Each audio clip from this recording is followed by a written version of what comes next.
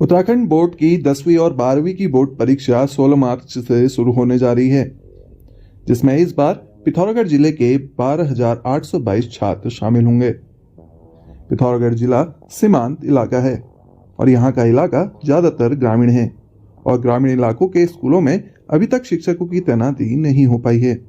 इसका सीधा असर छात्रों के बोर्ड परीक्षा परिणामों में देखने को मिलेगा और कई छात्र बिना शिक्षक के ही महत्वपूर्ण विषयों की परीक्षा देंगे। पिथौरागढ़ में इंटरमीडिएट की बात की जाए तो 216 इंटर कॉलेज पूरे जिले में है, जिसमें प्रवक्ता के लिए 561 पद खाली चल रहे हैं, जिसमें विभाग द्वारा 365 पदों पर अतिथि शिक्षकों की तैनाती की गई हुई है।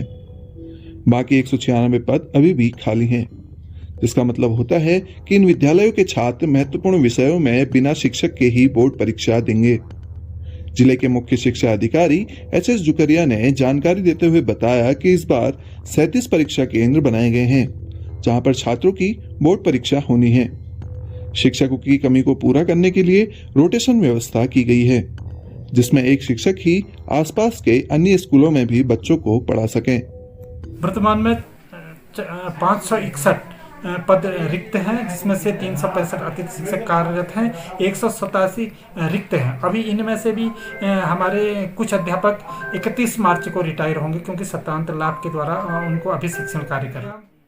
हिंदी, अंग्रेजी, फिजिक्स, केमिस्ट्री विषयों पर है, जिसमें गेस्ट टीचरों के द्वारा इनकी पूर्ति की गई है। वर्तमान में भी जनपद में 72 गेस्ट टीचर विभाग द्वारा दिए गए थे, लेकिन उनमें से केवल 22 लोग ही काउंसलिंग में उपस्थित हो पाए।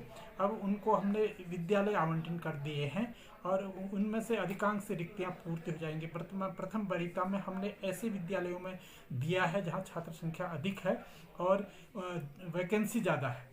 और जनपद में शिक्षण व्यवस्था हेतु हमने, क्योंकि जहाँ पर दो विषयों के अध्यापक हैं, वो एलटी में साइंस का है तो इंटरमीडिएट में शिक्षण कार्य कर रहा है। जहाँ इंटरमीडिएट में छात्र संख्या कम है तो आसपास के विद्यालय में जहाँ पर छात्र संख्या अधिक है और शिक्षण कार्य संपन्न नहीं हो पा रहा है, हमने रोटेशन के आधार पर उनकी शिक्षण व्यवस्था कराई है। सीमांत जिले पिथौरागढ़ की बात की जाए तो यहाँ अतिथि शिक्षकों के सहारे ही सारी व्यवस्था चल रही है। शिक्षकों की भारी कमी कहीं न कहीं छात्रों के भविष्य पर असर करता है और यही गांव से पलायन होने का मुख्य कारण रहा है। लेकिन अभी तक व्यवस्था पटरी पर नहीं उतर पाई है, जिस पर सामाजिक सरोकारों ने गहरा खेद व्यक्त किया है।